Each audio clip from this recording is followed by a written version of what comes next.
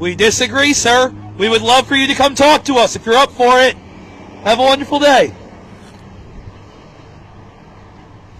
Okay, I wanted to speak quickly today and a little more off the cuff than I usually do, which I guess I've been doing more recently, so it's not unusual. But I wanted to speak about something that has really been on my mind the last week or so. In recent history, there has been a few incredibly intense situations that have affected a lot of people I care about. From the LGBT book bannings throughout Connecticut, to the situation in Israel, to the situation with Palestinians, to the mass shootings that continue, to the fact that our government isn't even trying to support itself and is just letting programs that save people's lives lapse. There's a lot of scary things happening, and a lot of things that are very complicated, especially when you get into international politics, the war in Ukraine, the war in the Middle East, trans people's rights, human rights. And I am extremely proud of many of the conversations we've been able to have on this corner. But recently, I've been made aware of something that I simply wasn't. I don't use social media a lot. I don't scroll through social media a lot.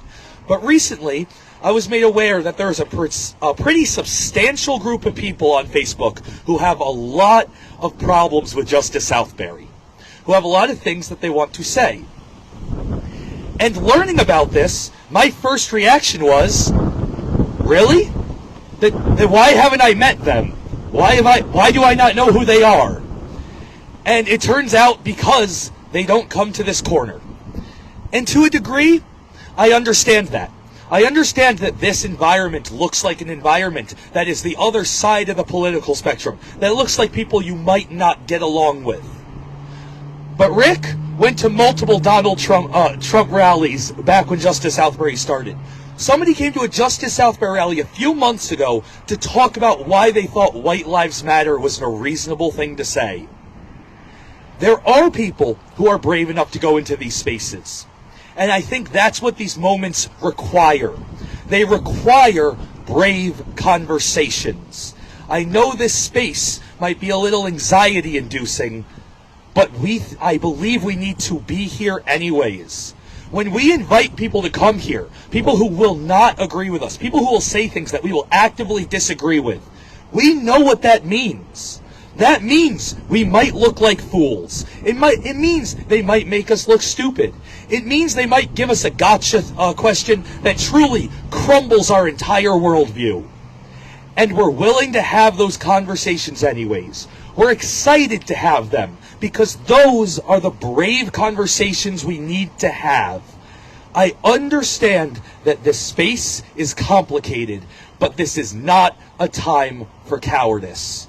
When I look at my friends and family who are mourning deaths in Israel, trans people's deaths from mass shootings, and then I look at the people I believe in, mourning even more deaths across the globe, and then I hear that there's people on Facebook willing to say that Justice Southbury is complicit in this, they're terrible, oh well, we're done.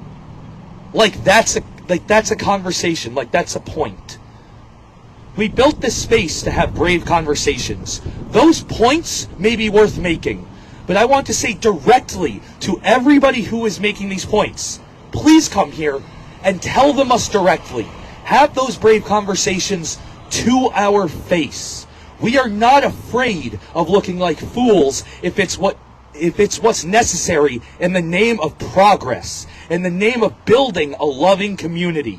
And I hope that everyone else who is hearing this is not scared of that as well.